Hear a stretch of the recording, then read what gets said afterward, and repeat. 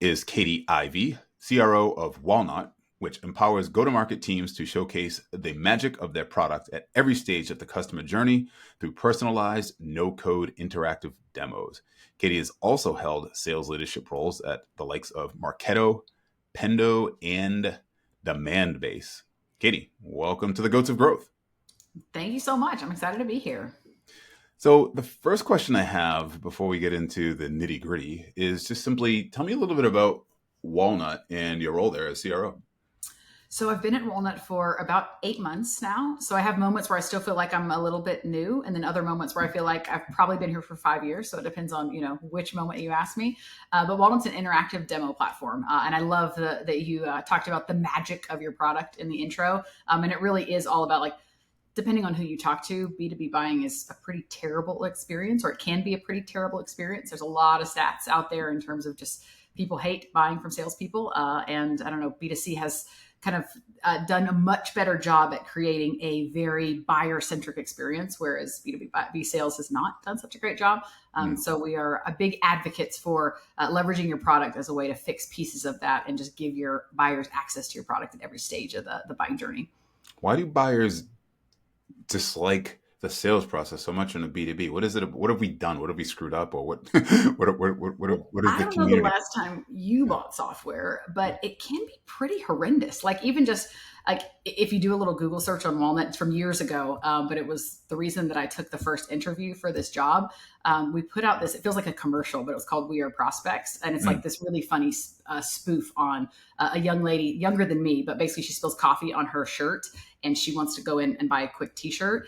And they treat her like she's trying to buy software, literally BANT, scheduling a discovery call, trying to qualify the conversation, having these in-depth questions. And she's like, all I want to do is buy a shirt.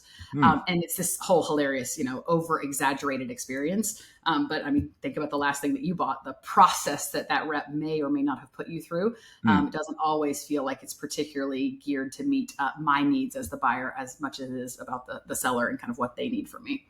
I got to see that video. You have to share it with me. You definitely do. Just Google Walnut or We Are Prospects. It's hilarious. Oh my gosh, I can't wait. Okay, cool. Very good. You mentioned that you said one of the reasons why you took the interview, which begs the question, were you seeking out this as your first CRO role, or did they come to you and said, we need a CRO based on your experience? We think you'd be good. Tell me how that came about. So it was a little bit of an in-between of those two scenarios. It had been one of my long-term ambitions for a long time to be a CRO at some point in my career. Based on what I had done up to this point, I'd had enough conversations to know that if I was going to go the route of owning all of revenue, not really caring about the title, but if I was owning sales and customer success or the full number for a business, that there was kind of a certain size of a startup that I needed to be targeted around in terms of just the size of quotas that I'd carried in the past. Walnut very much fit into that. I hadn't really made the decision in terms of whether I was ready. I mean, are we really ever ready for a lot of things? Right. So I decided to take the conversation and ask some questions and learn a bit more. And through the process, got really, really excited about the category that Walnut was helping to create, the product itself, the technology. And I really loved the brand. I talk about that commercial or that video being the only reason I took the interview. It really was. And it's because it was really funny and humorous. And of course, you and I can think of a handful of B2B brands that do this really, really well and just have a great personality. But a lot of them are really stale and really boring and really not human. And Walnut didn't feel like that, certainly at first glance. And then the more that I researched and learned, it absolutely didn't feel like that. So it felt like a place where I could make a big impact and my background really aligned. But it was also a product that I could get really excited about talking about and learning about and using. So all of those things, for the most part, have happened over the last 8 months. I was going to ask another question to that, but what you just said towards the end inspires another question, I guess, which is when they have that brand that isn't stale, that is really engaging, when you have that video that's We Are Prospects, and frankly, like you said, that's the thing that really got you excited about it and paying attention to it to begin with. How much pressure do you have as a CRO to sort of maintain that messaging? Because I'm assuming maybe you oversee marketing as well and demand gen and stuff. How do you continue to bring that forward, right? It's kind of like there's Steve Jobs and then there's Tim Cook, right? And so how do you continue that? It's a great question. I don't know if anyone's asked me that question since I joined. I do, in fact, own marketing, sales, and then all things post-sales as well. And Mm-hmm. in short, I would say it's a ton of pressure because, I mean, and I've had conversations with a lot of folks that have gone through buying cycles with us, and they will tell me like the bar was really high because I saw a hilarious ad or a video that I fell in love with, or you guys preach this, beat the drum of driving a better buying experience. And have we perfected it? Absolutely not. Do we still have plenty of room for improvement? For sure. But I think for the most part, I mean, the team that I work with is just incredible and are working really, really hard to elevate B2B buying across the board. And, usually we do a good job. And then we have some learning moments, of course, where we can do better. But it's a lot of pressure for sure. It's a good question. Yeah, it's interesting, right? Because the old adage, it's like the plumber with a leaky pipe, or metaphors. They don't eat their own dog food and stuff like that, right? You have to continue to plug the pipe and eat your own dog food because people are watching. I'm going to be watching at this point now. I prefer to call it drink your own champagne versus eat your own dog food, but 100%. And it's one of the things that I spend a lot of time focused on is how are we using Walnut? Like, how are we using it internally? And is it best in class? And is it something that I would go sit down with any customer and say, like, have you thought of this? You should be doing it this way. Here's a learning. It's fun because it's a space that's really new and it's a category that even 3 or 4 years ago didn't exist. But there also are these moments where like, are we doing it right? Like, what do we need to be doing better, differently, more proactive? So there's plenty to learn for sure. Yeah, and it is, selling to go-to-market teams or go-to-market solutions, so to speak, is a really, really crowded space, right? And there's only so much budget allocated toward that. And yeah, so very, very fascinating. What are you talking about? Budgets have been flowing freely for the last, 12 to 18 months. Has it been easy for everyone to sell? Yeah, that's right. I forgot. I must have been living in some sort of alternate world. You were thinking about some other time. Yeah, exactly. That's right. Some other time. That's right.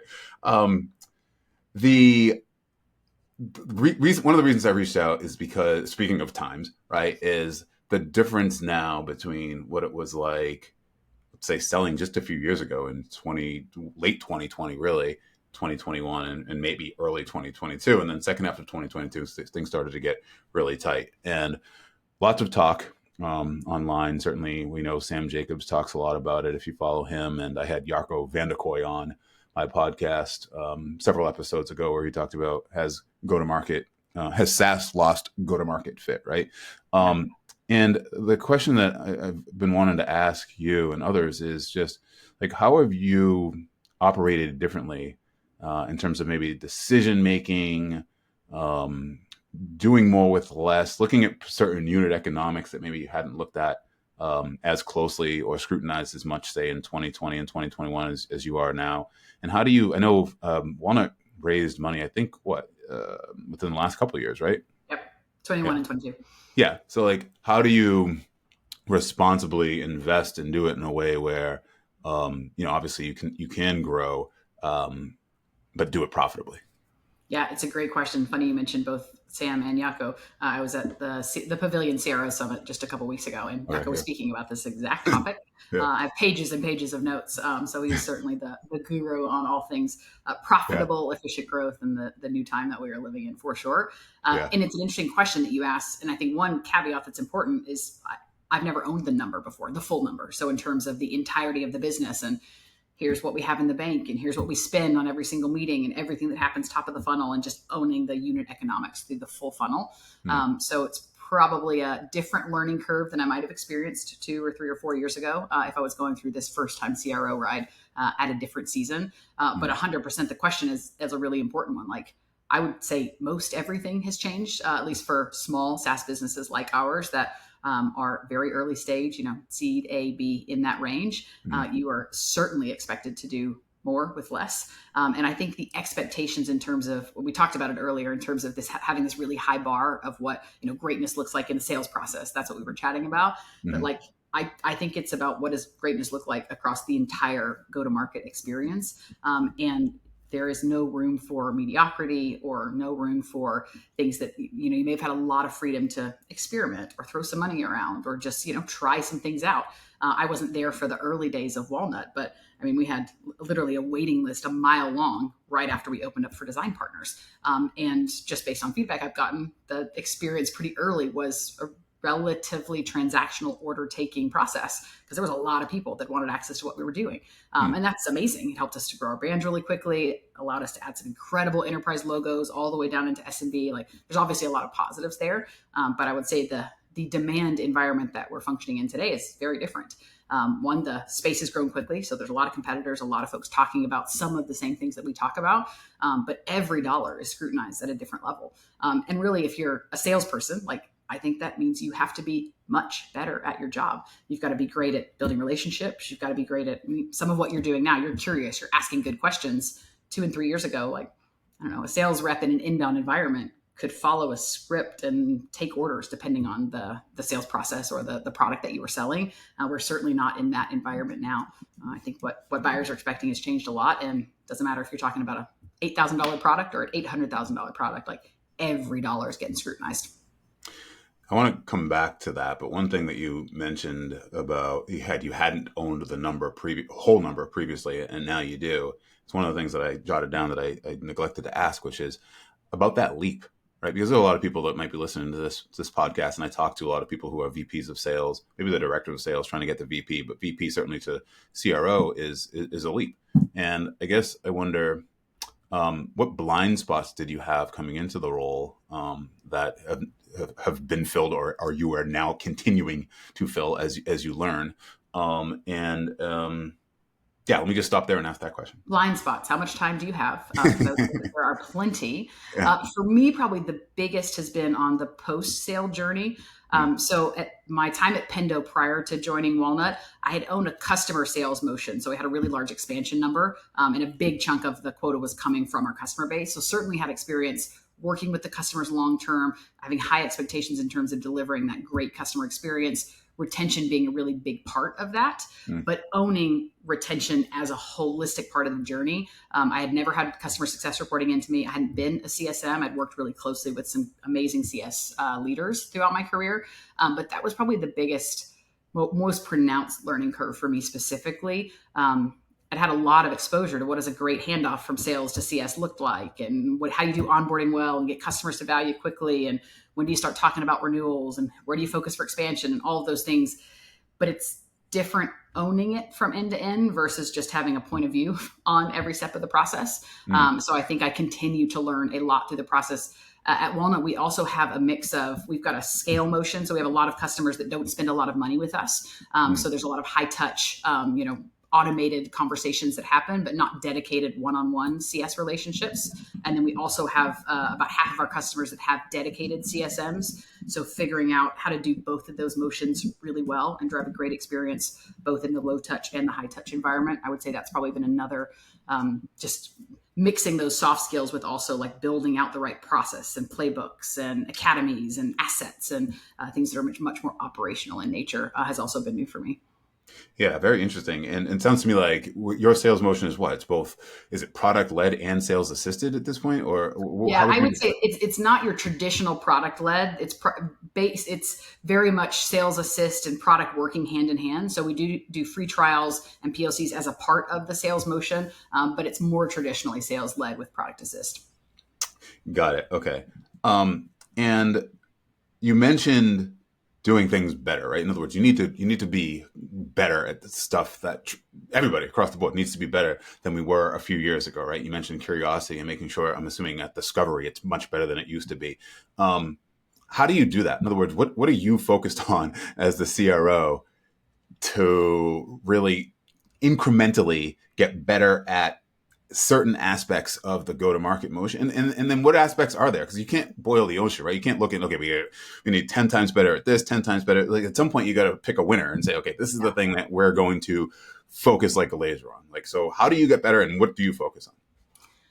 It's a hard question to answer as black and white as you ask it, partly because we have some pretty distinct motions that because we have product market fit across really small companies and up to much larger companies, even though our company is small and my sales team is small, we've got folks that do primarily inbound, more transactional in that SMB motion. We've got a commercial team, and then we have a small enterprise team as well. And so what great looks like, I would say, is quite different.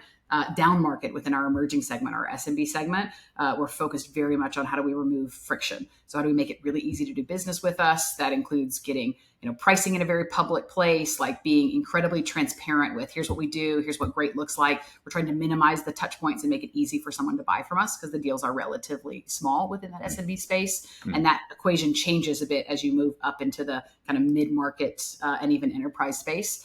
The further up market you go, that's great discovery, understanding what the company does, how do they make money, the dynamics of that broader team, not just the individual buyer that you're working with, matter more and more and more.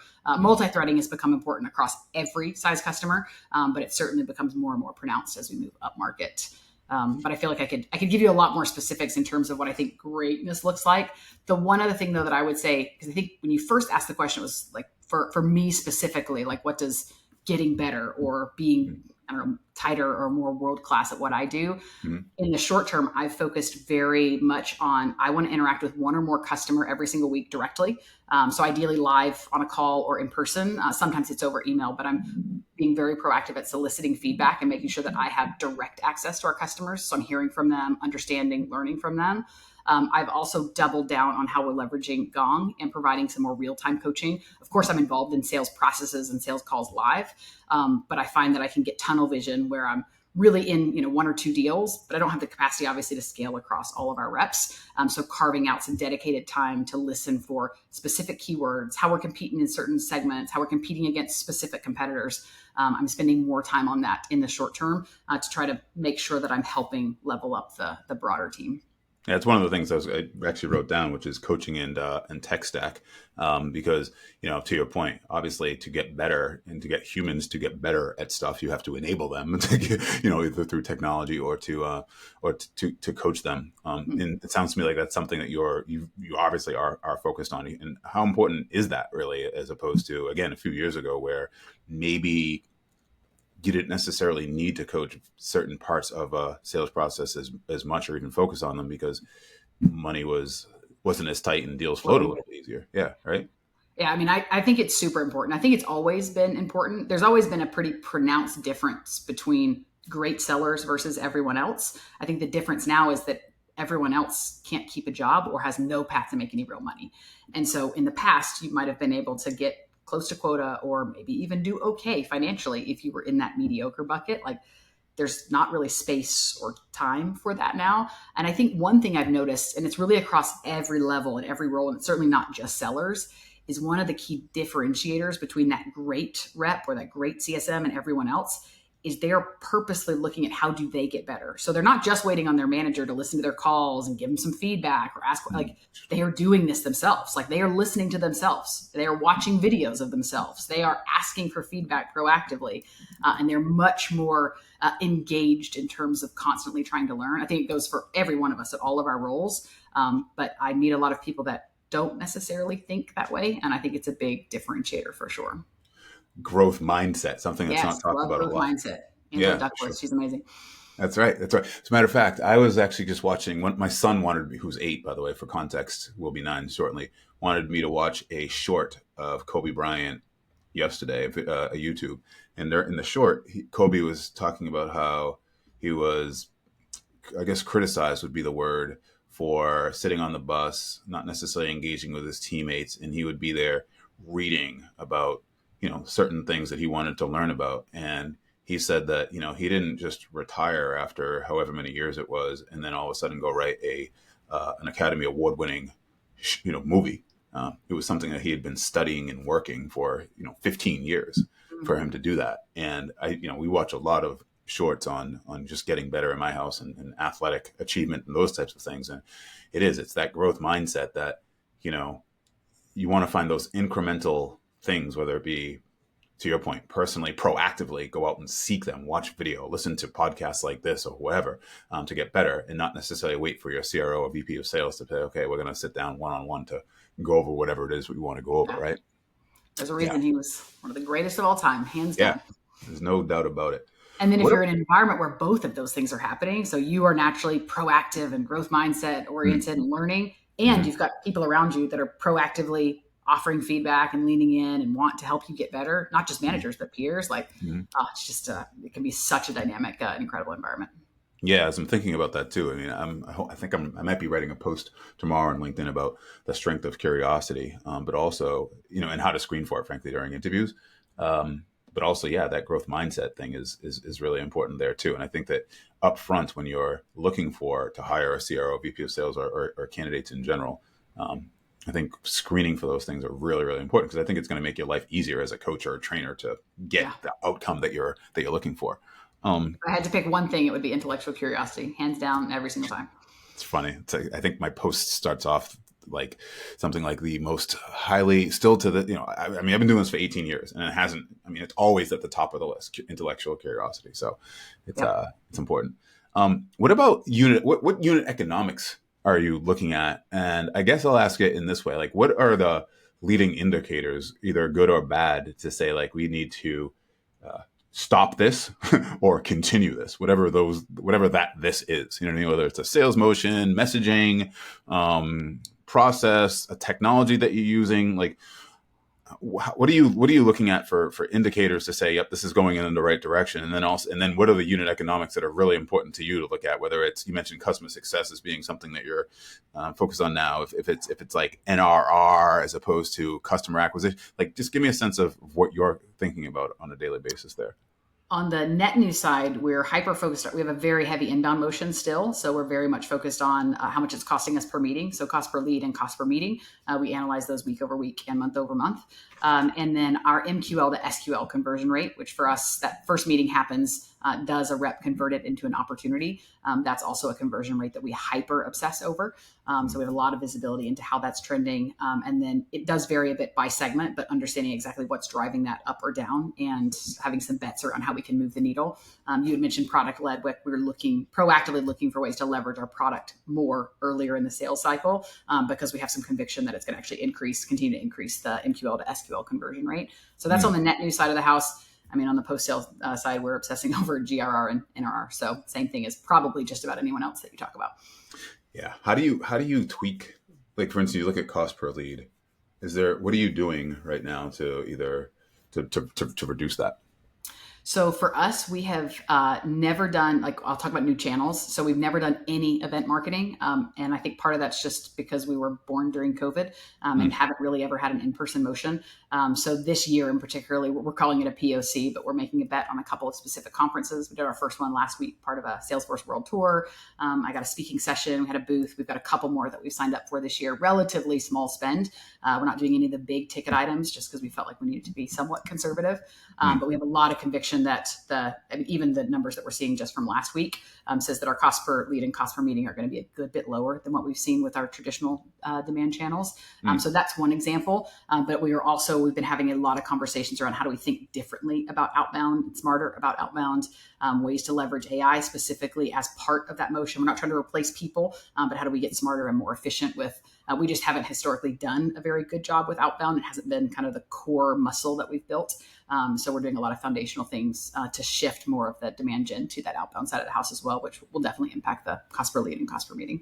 Have you started to integrate AI into the outbound, or is that you're just in the process? Sort of. So we've got a couple of different tests that we're running at the moment with some different tech, which I won't speak about just yet. We are about to kick off a POC that's going to replace one little piece of the funnel with some personalization, which I don't ask me back in like 8 weeks. I hope I could have some numbers and data to share. We're still relatively immature with the holistic kind of outbound. I mean, a year ago, we didn't really have a clearly defined ICP. Like virtually any software company that demos a product can use Walnut and can use it well. And so we were almost a victim of our own success in that way, and that we hadn't been narrow enough at saying, like, yes, a lot of companies can use us, but like, here are the best ones. And here's how we focus that messaging around product marketers and sales teams that have these specific needs. So we've made a lot of progress there over the last like 6 to 7 months. It was one of the first things I hyper focused on when I joined. So now we finally have, I think, the building blocks in place so that we can start leveraging not just technology, but also making our reps more successful. It's one thing to say, go do more outbound or do better outbound, but you've got to build them great lists and give them some great examples and make sure you've got some of those layers of messaging to actually set them up for success. Maybe I should have asked this earlier, but what you just said there prompted me a little bit, which was, you had different motions when you first came a year ago, right? There were just different, sounds to me like maybe different tech stack, it was just different. What was the vision, I guess, for you, right? When they hired Catie Ivey 8 months ago, what was the state of the business, and what was the vision for where they want it to go, or where they think you can help them get? I feel like you should ask Yoav, our CEO, that versus me. But I think I would answer it probably in a relatively similar way. In terms of the state of the business, we'd had a ton of success, but it wasn't predictable enough. And even across our customer base, like we were struggling with some pattern matching in terms of what does best in class look like? Where are we seeing the most success? We have a lot of different use cases. There's literally 12 core use cases that our customers use us for. And we didn't have great data around, we weren't tracking them correctly through the full funnel to be able to make the right decisions based on that data. So I think part of the vision, so there'd been a lot of success, but we didn't feel like it was predictable enough to know how to like pour gas on it and know how to scale, especially in this environment where money's really tight. We're trying to be quite conservative. So I think that creating scalability and predictability was definitely a big part of it. There was another piece that I was going to layer onto that question, and then I totally lost my train of thought thinking about predictability across our customer base. That's all right. So if we come back to it, that's great. But so I guess the question then becomes there's so many. I'm not sure where I want to go with this one. The 12 core use cases. That sounds daunting, I guess. Right? Is it, like, in other words, does it need to just be 8, or are you comfortable with 12? Can it be 16? Like, just give me a sense of where that is. So I know what the other thing I was going to say in terms of Okay. vision, Yeah.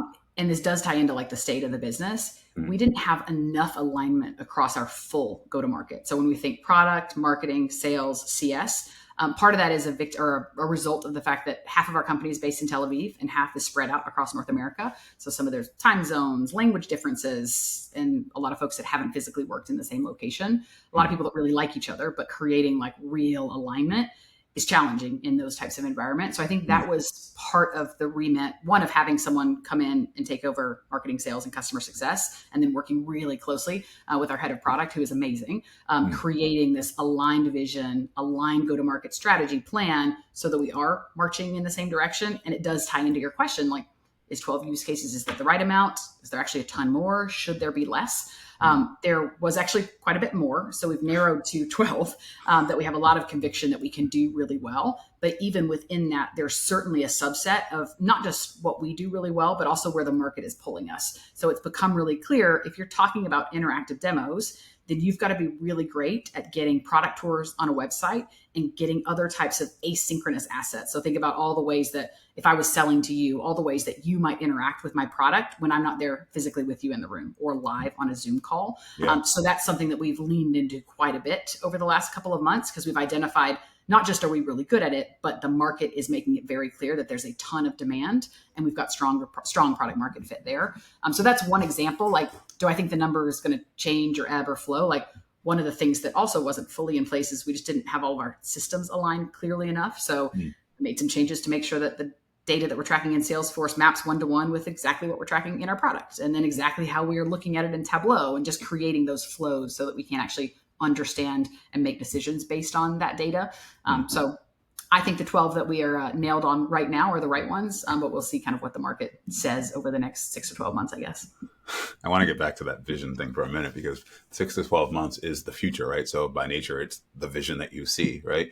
But where are you, I guess, in that journey of alignment, if you will? In other words, like, do you feel like everybody's aligned now? How far are you, what needs to happen in order to make I don't think it's an end state that you just arrive and suddenly it's like magic, we did it.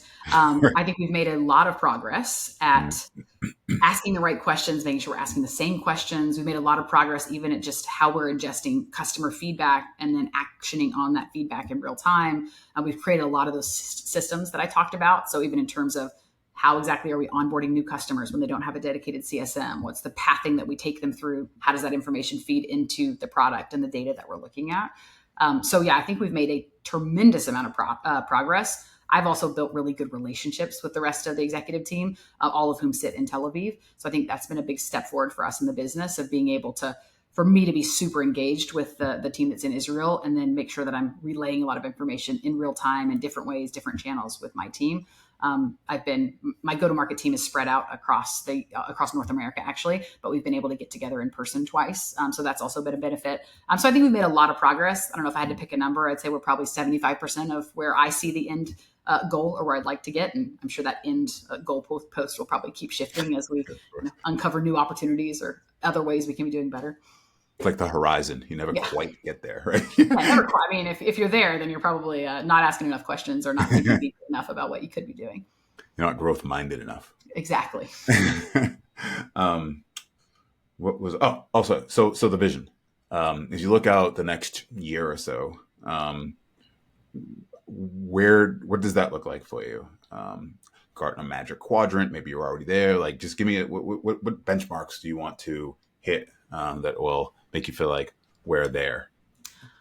I think that one's a tough one for me to answer. I mean, Gartner's a good example. David, if you're listening, they have not been willing to do a Magic Quadrant yet. There's not one on the immediate horizon. So if they did one, I'm sure that we would be up and to the right. But I don't think that we're anticipating that, at least not in the next 6 to 12 months. Interactive demos is just this very interesting category, because a lot of companies have popped up. Depending on who you ask, there's somewhere between like 24 and 32 that are doing some part of what we do. Walnut is still, in most circles, kind of the perceived market leader, but I would say it's still anyone's game. Like, it is a space that's evolving and moving really quickly. So in terms of like how to answer your question, a year from now, I feel like we will have been successful, or we will have arrived if we've accomplished this one thing. I think ultimately I feel like we have been successful if there's a heck of a lot more people talking about product-led sales and how should you be using your product and leveraging your product throughout the entire B2B buying journey. And if that is happening, we will be in a high percentage of those conversations. So we will have been able to continue to accelerate sales and continue to see improvements on the retention and the expansion side of the house. That's a really hard one to measure, though. Are there more conversations happening about product-led sales and leveraging your product throughout the journey? Yeah, interesting. Measuring that. There's probably some like PR tool out there that could measure share of voice, and we'll track against that maybe. That's right. Share of voice. Okay. One other thing that I want to cover, and then we'll get into the rapid fire 5. We mentioned coaching and training, but also making sure that we hire the right people. You hire the right people. Tell me what that is. Give me specifically, we'll use sales as an example because that's my domain most of the time. You mentioned curiosity, intellectual curiosity. What are some of the other traits that you look for that will indicate anyways that you have a strong candidate and that you can work with them to make them even better? Well, I feel like it's cheating because we've already talked about intellectual curiosity and growth mindset. But for me, those really are the two most important things. And of course, there's different roles and different kind of levels of experience that are required. But I love folks that are early in their sales journey that just have an incredible sense of hunger and they love learning and they're leaning into something and feel like give me a shot and I will show up. Like, I remember those early days, like I wasn't natural as a seller. It took me a minute to get really good at it. I was natural at kind of the management or the leadership piece, but like sales didn't come naturally to me early on. I just worked really hard. And I happened to be relatively good at learning new things. So I think I have a natural inclination towards folks that just have that level of grit and they're willing to try again and again. I also love folks that have either been athletes or been world-class at something, like they've shown they know how to work hard in different environments, and maybe even have had setbacks or had to face some adversity at some point in their life, and tell me how they've come through that or how come out on the other side better for that adversity specifically. Those would be two examples. I also do love people that can implement feedback. My first job out of college was a company called Meltwater, which was like old school, boiler room, basically cold calling before we even had CRMs. And one of the questions that Meltwater asked in our interview, they did ask about a setback and something that has like you've gotten kicked in the teeth and how'd you come back from it.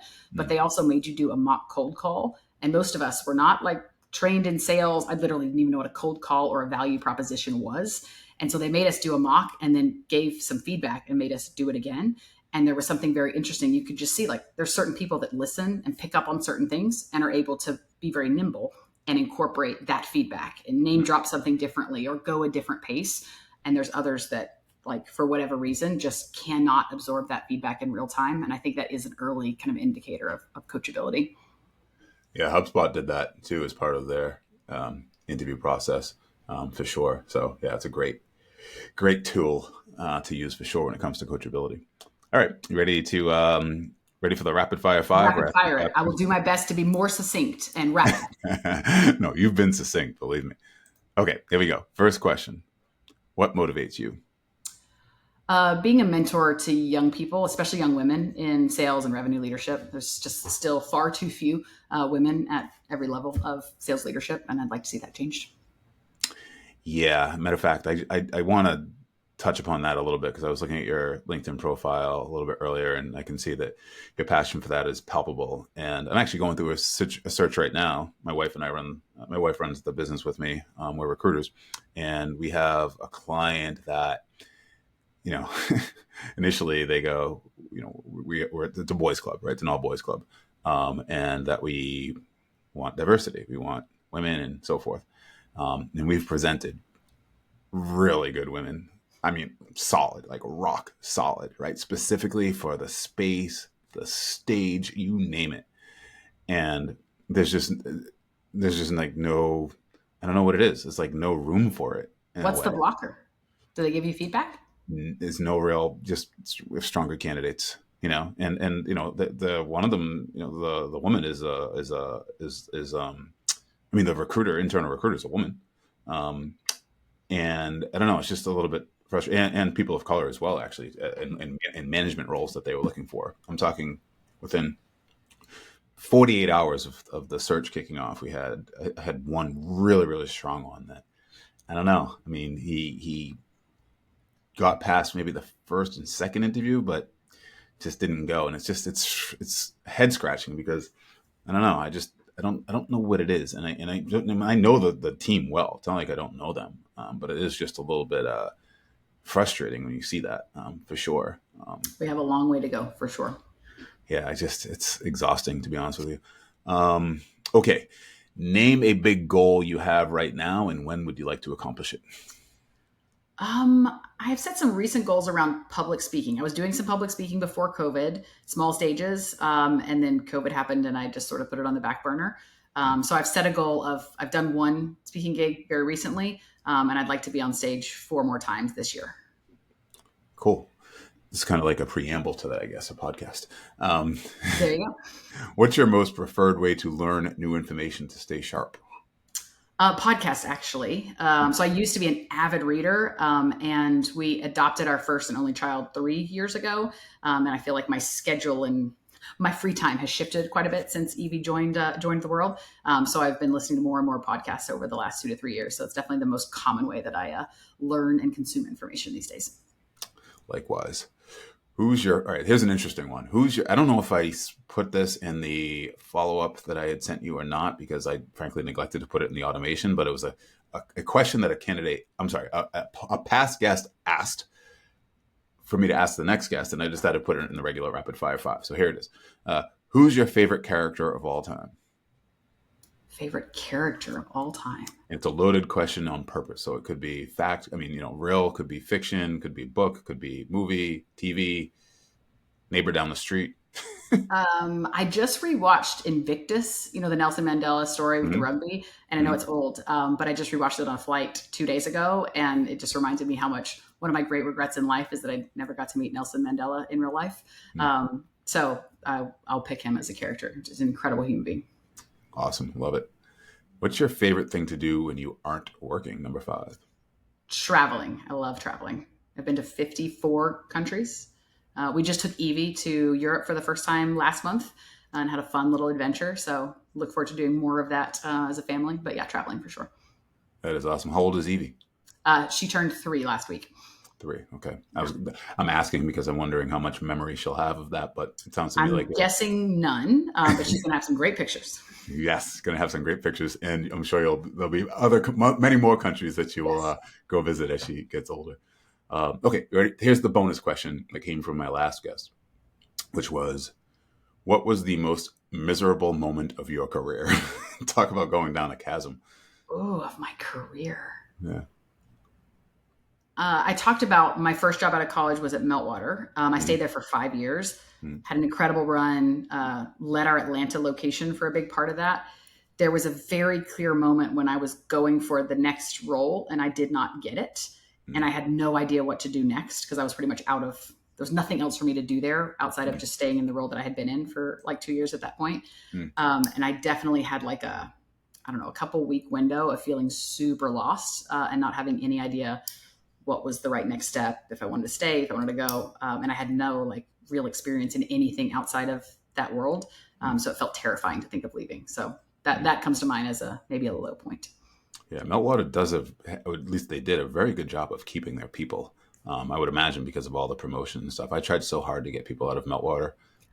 Maybe even you at some point. I don't even know. Way back in the day. Could have been, depending on the years. But yeah, it is, especially if you take the role right out of college, just feels very daunting to then jump to something new because it's a job and a career, but also a bit of a family and friends and a lot of other things.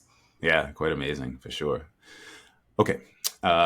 What question would you like for me to ask my next guest? I would say it depends on who that next guest is.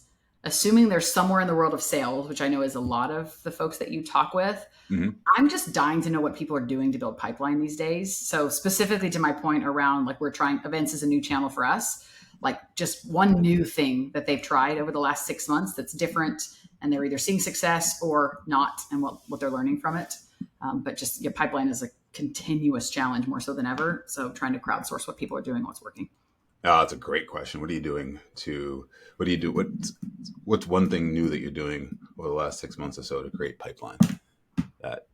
So it's one thing just to say, be better at the things that you're doing, but like, give me something new. Yeah, for sure. Awesome. This has been great. One simple final question, which of course is how can folks reach out to you to say thank you, maybe ask a question I didn't ask, maybe they want to become a part of Walnut in some way, either as a customer or an employee. What's the best way for them to learn more about you and Ivy? LinkedIn is definitely the preferred channel. So I'm Catie with a C. So Catie Ivey on LinkedIn. I'm pretty easy to find. Catie Ivey. Catie Ivey. Thank you for doing this. Thanks for having me. It was great. Enjoyed the conversation a lot.